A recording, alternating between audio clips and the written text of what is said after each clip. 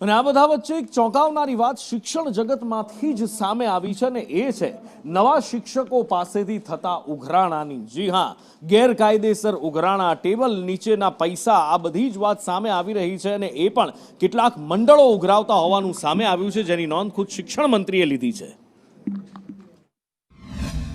શિક્ષકોની ભરતી થઈ રહી છે, એમાં ગ્રાન્ટેડ અને સરકારી, આમ તો ગ્રાન્ટેડ એ પણ સરકારનો જ હિસ્સો છે અને એમનો પગાર સરકાર ચૂકવતી હોય, પરંતુ આપ કહો છો એ રીતે કોઈક મંડળવાળા, ટ્રસ્ટવાળા આવા શિક્ષકોને હાજર કરવા માટે જો આર્થિક આવી કોઈ પણ રકમ કે સ્વાર્થ માટે માંગતા હોય તો એ તદ્દન ખોટું છે. એમના પર અમારી પાસે જો કોઈ કમ્પ્લેન કરશે તો એમના પર એક્શન લેવામાં આવશે. હું વિનંતી કરું છું કે અમારા ગુરુજનો, જે નવા ગુરુજનો શિક્ષક તરીકે જવાના છે, ઉત્સાહ હોય, એનો ઉમંગ હોય, અને જો એની પાસેથી આવી પૈસાની નાણાકીય માંગણી કરતા હોય તો એમના ઉત્સાહ, ઉમંગ તૂટશે.